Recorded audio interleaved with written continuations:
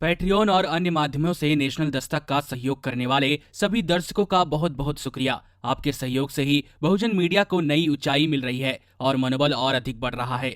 आशा है आगे भी आप हमें ऐसे ही सपोर्ट करते रहेंगे। धन्यवाद। देश में अभी लॉकडाउन जारी है।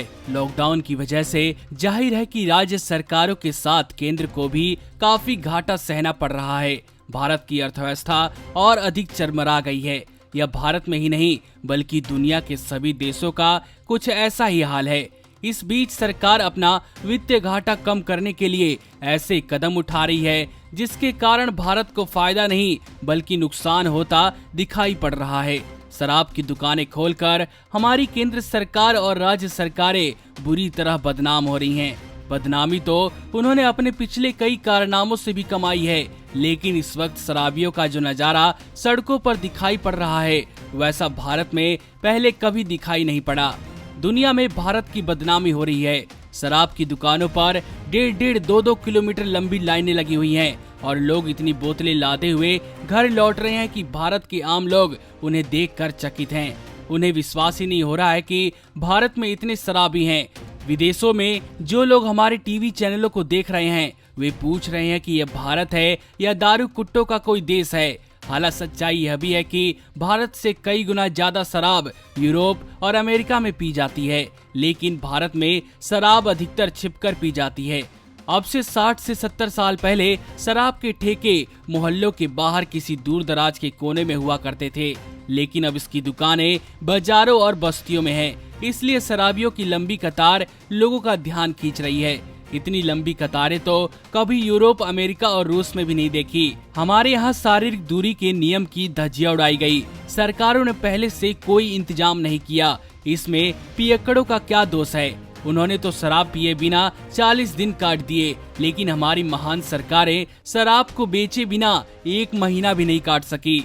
लॉकडाउन को ढीला करते ही सरकारों ने शराब की दुकानें खुलवा दी, क्योंकि शराब से उन्हें लगभग 2 लाख करोड़ रुपए टैक्स मिलता है। हमारे नेता जो अपने आप को गांधी, गोलवलकर, सरदार पटेल, जयप्रकाश और लोहिया का अनुयायी कहते हैं, उन्हें जरा भी ख्याल नहीं आया कि पैसों की खातिर वे अपना ईमान लुटाने पर आमदा हो गए। संविधान की नीति निर्देशक प्रावधान के उल्लंघन पर उतारू हो गए।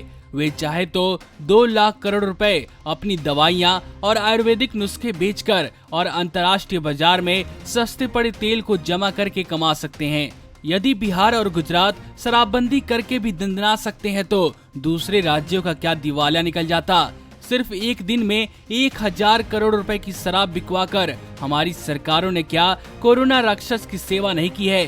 शराब से मनुष्यों की प्रतिरोध शक्ति बढ़ेगी या घटेगी, यह तो प्रश्न ही बना हुआ है। बीजेपी और संघ के संस्कारों में ढली केंद्र सरकार से हम आशा करते हैं कि वह शराब से पैसे कमाने की राज्यों के इस दुराग्रह को रद्द करती और 40 दिन की इस मजबूरी के संयम को सदा के लिए स्वाभाविक बना देती और शराब पर कानूनी प्रतिबंध लगा देती। नमस्कार। नेशनल दस्तक अपनी आर्थिक जरूरतों को पूरा करने के लिए अपनी ऑडियंस पर निर्भर है। बहुजन समाज से संबंधित मुद्दों को उठाने के कारण यूट्यूब की तरफ से नेशनल दस्तक की कई वीडियो पर एड्स नहीं दी जाती, जिसके कारण हमें आर्थिक समस्याओं का सामना करना पड़ रहा है। आपका एक छोटा सा कदम बहुजन मीडिया को बचा सकता है।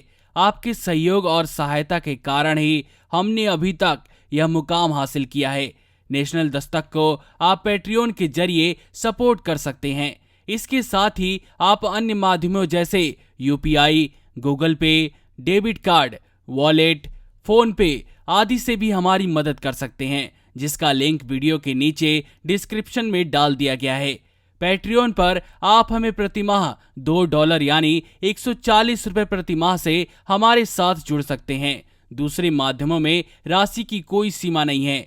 आपके सहयोग से ही बहुजन मीडिया को एक नई दिशा मिली है और इसे अभी एक नए मुकाम तक लेकर जाना बाकी है, जो आपके साथ के बिना संभव नहीं है। आपसे डायरेक्ट फंडिंग से हम आपके अधीन हो जाएंगे और एक स्वतंत्र मीडिया के तौर पर समाज की आवाज को बुलंद कर पाएंगे। धन्यवाद।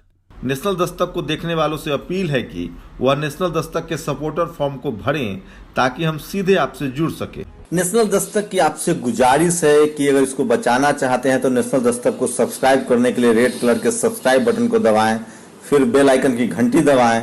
नेशनल दस्तक को बचाने के लिए बहुत जरूरी है कि हर खबर को शेयर करें, लाइक करें, कमेंट जरूर करें।